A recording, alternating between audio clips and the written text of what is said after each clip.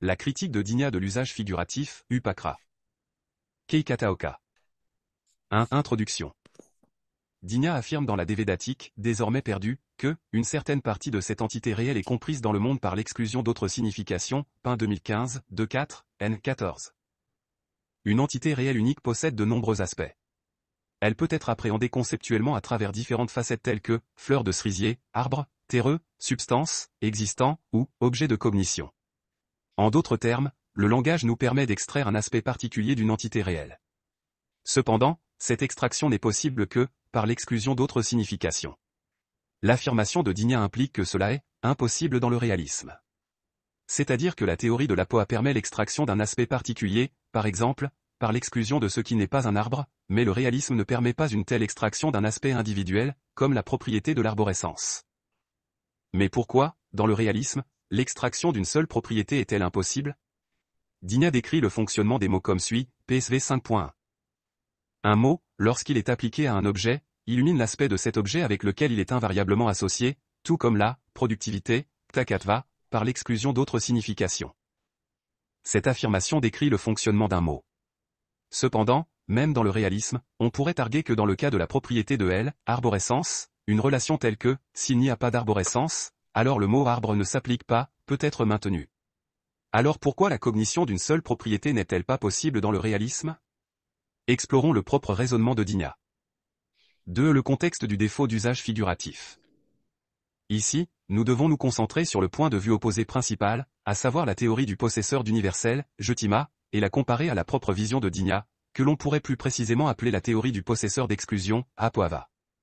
En ce qui concerne les expressions qui partagent un seul référent, telles que « substance existante », Saddravyam, la théorie du possesseur d'universel soutient que « existant » se réfère à ce qui a la propriété d'existence, c'est-à-dire ce qui est qualifié par un universel. En revanche, la théorie du possesseur d'exclusion soutient qu'il se réfère à ce qui possède l'exclusion de la non-existence. Les deux théories présupposent une structure à deux niveaux, substrat et propriété. Confirmons d'abord le contexte du Pramasamukaya. Après que Digna présente sa propre position dans PS, V, 5.1, il commence immédiatement à critiquer d'autres théories à partir de PS 5.2. Il réfute successivement les éléments suivants comme candidats au référent des termes génériques, les particuliers individuels, 5.2 AB, les universels et les relations, 5.2 CDE3, et le possesseur d'universel, 5.411C. Digna considère que ces référents candidats doivent satisfaire trois conditions en tant que phénomène linguistique. Possibilite de connection, Sabandhasakarya. Non-déviation de leur propre signification, Sortvyabikra, c'est-à-dire la dénotation, Abhidna.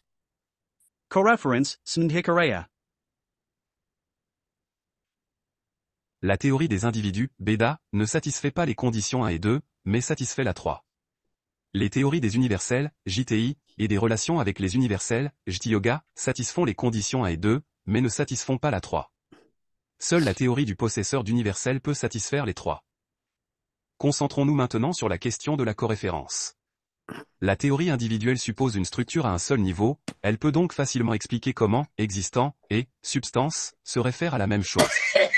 Les théories des universels et des relations, qui postulent une structure à deux niveaux, ont du mal à expliquer comment la propriété d'existence à laquelle se réfère « existant » et le pot au premier niveau peuvent être coréférentiels.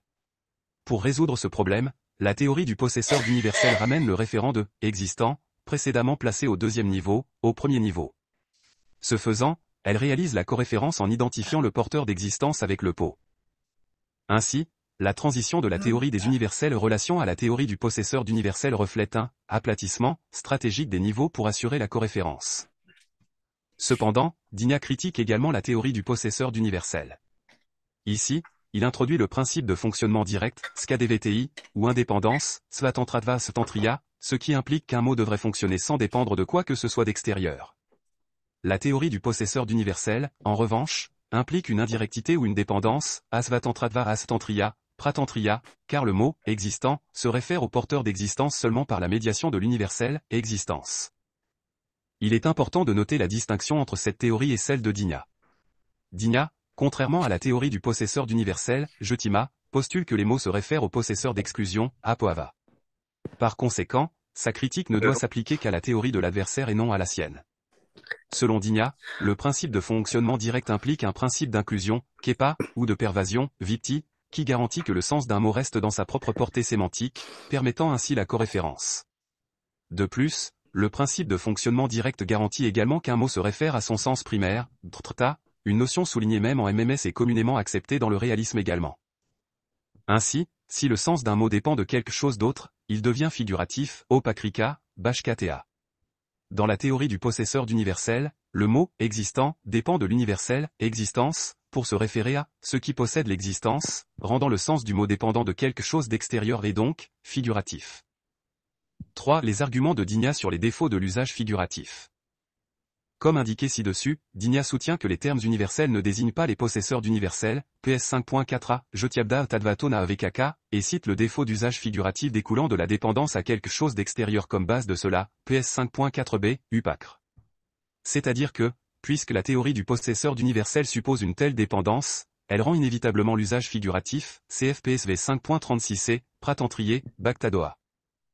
De plus, même si l'adversaire affirme que l'usage figuratif est acceptable, Digna nie la plausibilité des deux mécanismes reconnus d'usage figuratif, le transfert cognitif basé sur la similarité et le transfert cognitif basé sur le bénéfice par les attributs, et rejette ainsi entièrement la théorie, PS, V, 5.4b, Serpiasiasa, Azabaft. La structure de ces arguments est la suivante. Un mot désignant un possesseur d'universel devient figuratif. PS 5.4b. L'usage figuratif n'est pas possible. PS 5.4b, 2. Il n'y a pas de transfert cognitif basé sur la similarité. 2.1. Ce n'est pas parallèle à le ministre qui est un roi, Rjapurua, où les deux éléments sont connosés séparément. PS 5.4 CD, 2.1.2. Ce n'est pas parallèle à une liste d'éléments similaires énumérés en séquence. PS 5.5 AB, 2.2. Il n'y a pas de transfert cognitif basé sur le bénéfice par les attributs. 2.2. Ce n'est pas parallèle au cas d'un cristal rouge, où seul le cristal est perçu comme rouge. PS 5.5 CD, 2.2.2. Cela devient un cas d'erreur, comme le cristal rouge. PS 5.6 AB, 2.2.3. Le bénéfice simultané par de multiples attributs conduit à une contradiction. PS 5.6 CD 7A, 2.2.4. Si de multiples attributs sont perçus comme s'appliquant au tout simultanément, le résultat serait une cognition confuse, de couleurs mélangées. PS 5.7b.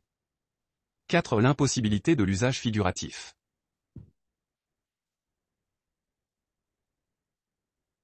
Comme déjà mentionné, lorsque nous disons « substance existante », dans la théorie universelle, il y a un fossé entre l'existence au deuxième niveau et la substance au premier niveau.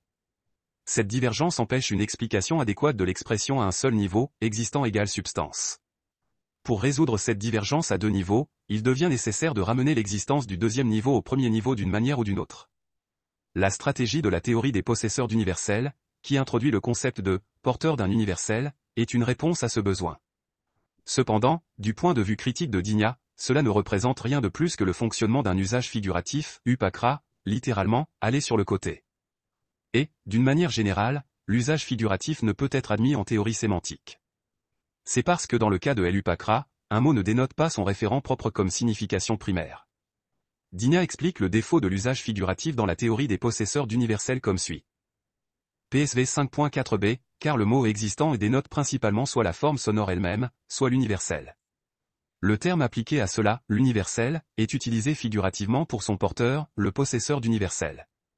Cependant, quand X est utilisé figurativement pour Y, X ne dénote pas Y comme référent primaire. Un adversaire qui propose la théorie du possesseur d'universel peut affirmer que l'usage figuratif est acceptable. Cependant, l'usage figuratif ne devient possible que lorsqu'il y a une sorte de ressemblance, serpia, entre les relatables comme dans le cas d'un ministre qui est un roi, un ministre comme un roi. Sans une telle ressemblance, l'usage figuratif ne peut pas se produire.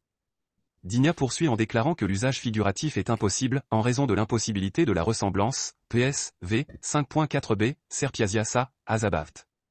Il explique en outre.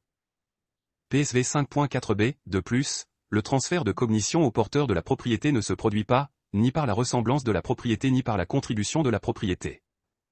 Comme l'explique cette explication, ce qui est impossible est le contenu réel de l'usage figuratif, à savoir, le transfert de cognition, pratyaya sakranti. Deux possibilités pour permettre ce transfert sont présentées, 1. La ressemblance des propriétés, guasrpia, et 2. La contribution par les propriétés, gopakra, c'est-à-dire la coloration par les propriétés, goparga. La différence entre les deux réside dans le fait que la descente de la propriété de second niveau est accomplie du côté du connoisseur ou du côté de l'objet. La ramener du côté du connoisseur implique un transfert de cognition basé sur la ressemblance des propriétés, guasrpia, ce qui entraîne un usage figuratif, pratyayasakruntita upakra.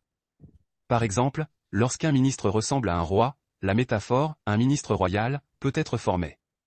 D'autre part, la ramener du côté de l'objet correspond à la coloration par les propriétés, goparga, à savoir l'action bénéfique par les propriétés, gopakra, comme lorsqu'une fleur rouge placée à proximité colore un cristal de même, l'existence de second niveau colore la substance de premier niveau. Digna exprime cela comme, le porteur en vient à posséder cette propriété comme sa propre forme par la contribution de la propriété, gopakr tdrpiam, PS 5.5 CD. Ressemblance des propriétés transfert de cognition usage figuratif. Contribution par les propriétés transfert de cognition usage figuratif. 4.1 Usage figuratif par transfert de cognition.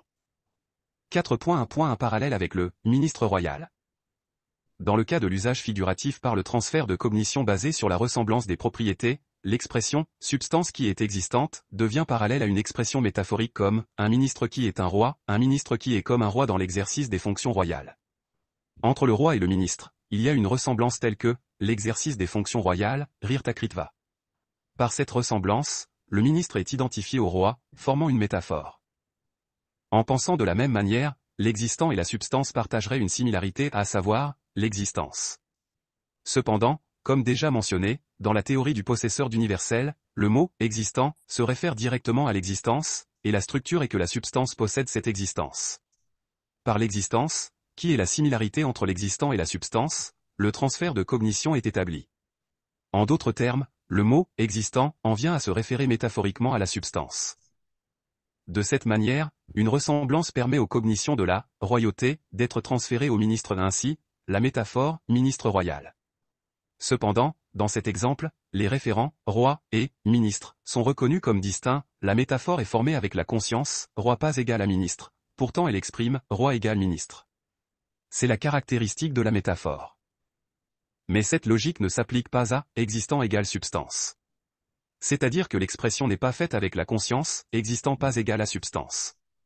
Digna dit, dans le cas de l'usage figuratif basé sur le transfert de cognition, c'est comme appliquer le mot « roi » à un ministre, puisque les aspects cognitifs des deux sont distincts, PS, V, 5.4 CD, pratyayasakruntita upakr sati, budirpasia binat vdr ginobtiopakrava. Dans le cas de « existant égale substance », les deux sont connosés non pas comme distincts mais comme identiques. Par conséquent, les aspects cognitifs, budirpa, des deux ne sont pas différents. De cette manière, il y a un manque de parallélisme en termes d'aspects cognitifs, dans « ministre royal », les images cognitives diffèrent, tandis que dans « substance existante », elles ne diffèrent pas. Par conséquent, il y a le défaut que la source et la cible de la métaphore ne sont pas parallèles. 4.1 Nomination séquentielle. Dans les cas où les entités partagent une ressemblance, elles sont souvent exprimées de manière séquentielle. Par exemple, ce qui est blanc est le jasmin étoilé, le lotus blanc est la conque. Cependant, on ne dit pas « ce qui est existant est l'existence », la substance, de manière séquentielle, kramnabidnam. Au lieu de cela, l'expression « substance existante » combine l'universel et son porteur tout à la fois, saksaj titadvato abdapreyoga, sans structure séquentielle. Digna remarque dans PS 5.5 AB, de plus, contrairement au cal comme la blancheur du jasmin étoilé, de la conque, etc., l'existence et la substance ne sont pas exprimées séquentiellement, kramnabidn sakundagdu klava. Ici encore, un manque de parallélisme apparaît avec les cas où une ressemblance est partagée. 4.2 Usage figuratif par transfert de cognition basé sur la contribution de propriété. 4.2 Un parallèle avec le cristal. Dans le cas de la contribution de propriété, la situation est comparée à un cristal teint en rouge par une fleur rouge. La rougeur de la fleur est au deuxième niveau, le cristal est au premier, et la rougeur de deuxième niveau contribue au cristal de premier niveau, le faisant apparaître rouge. Cela est considéré comme parallèle à la relation entre l'existence et la substance. La rougeur descend au premier niveau. Digna exprime cela comme, par la contribution de la propriété, il en vient à posséder cette forme, gopakr tdrpiam, et, par la coloration par la propriété, le porteur de l'universel devient caractérisé par cette propriété, gopar tadvn guasvarpo bhavati. Ici, Digna, se souvenant de l'analogie du cristal rouge, reformule également la contribution de la propriété, gopakra, en coloration par la propriété, goparga. Dans le cas du cristal, la rougeur descend réellement au premier niveau, il n'est donc pas nécessaire d'identifier le deuxième niveau. C'est-à-dire que l'on peut percevoir un cristal rouge sans avoir préalablement vu la fleur rouge. Même si l'on ne voit que le cristal et non la fleur, on peut toujours le reconnaître comme rouge. Par analogie, dans le cas de la substance existante, si l'existence est déjà descendue à la substance, alors même sans entendre le mot « existant », on devrait pouvoir le reconnaître comme « existant » simplement en entendant « substance ». Mais cela est clairement problématique, PSV 5.5 CD. Ainsi, encore une fois, en termes de cognition de la propriété de deuxième niveau, il y a un manque de parallélisme entre la source et la cible de la métaphore. Dans « cristal rouge », la cognition de la rougeur de la fleur est inutile.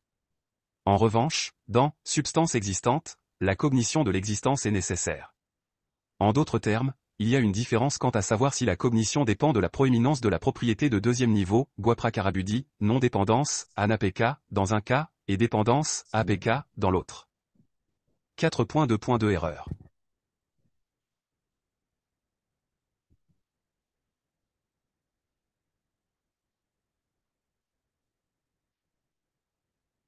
Si l'on insistait pour que cristal rouge et substance existante soient parallèles, alors de même que la cognition de cristal rouge est erronée, la cognition basée sur l'expression substance existante devrait également être considérée comme erronée, Mitigna, PSV 5.6 AB.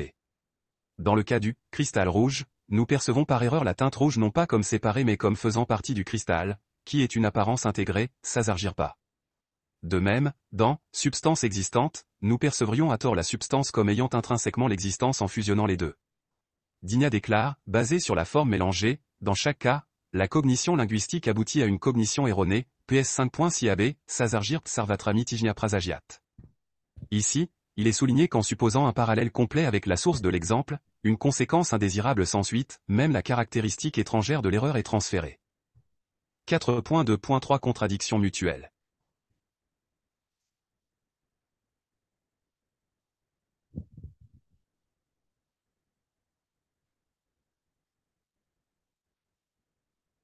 Comme déjà expliqué, un seul pot peut posséder une variété d'attributs au deuxième étage.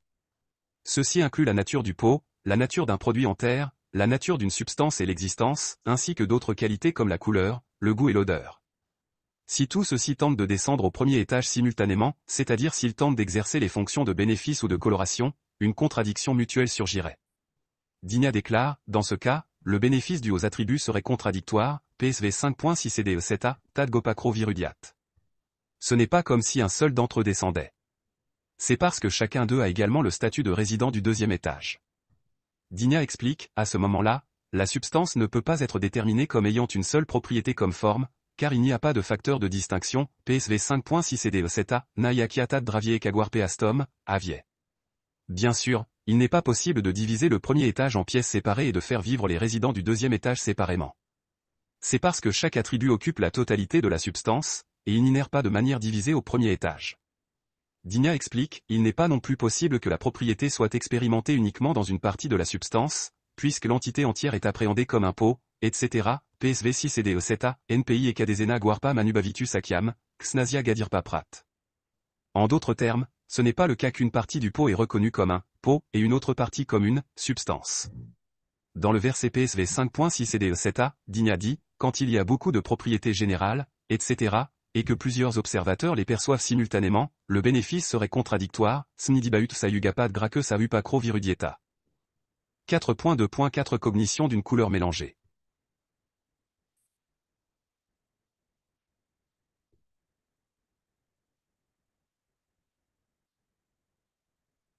Alternativement, les partisans des universaux, qui postulent l'existence réelle de propriétés partagées, pourraient reconnaître, ou même accepter comme non problématiques, les contradictions découlant de la descente simultanée de multiples attributs au premier étage.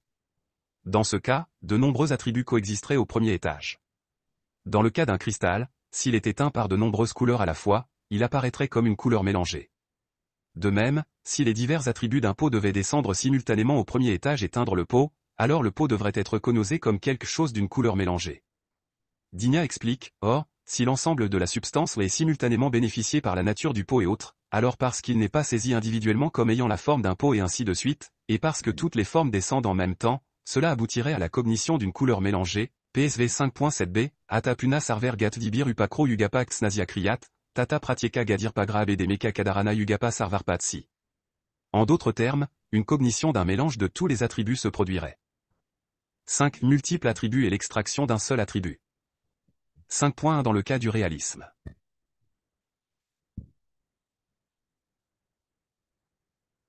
Comme nous l'avons vu, dans le cadre du réalisme, si de multiples attributs sont postulés du côté de l'objet, alors pour correspondre aux cognitions telles que existant, substance ou pot, il faut aussi postuler du côté de l'objet des choses comme l'existence, la substance et la nature du pot. Dans ce cas, le problème d'un désalignement entre le premier et le deuxième étage se pose, et on ne peut plus expliquer les expressions à un seul étage telles que existant égale substance. Alternativement, si l'on tente de ramener de force les attributs du deuxième au premier étage, les problèmes de contradiction mutuelle ou de cognition de couleurs mélangées surgissent. Lorsque de nombreux attributs coexistent, il devient impossible d'expliquer comment la cognition peut isoler et extraire un seul attribut, comme dans le cas de la cognition de quelque chose simplement comme un pot. 5.2 dans le cas de la théorie de la poids.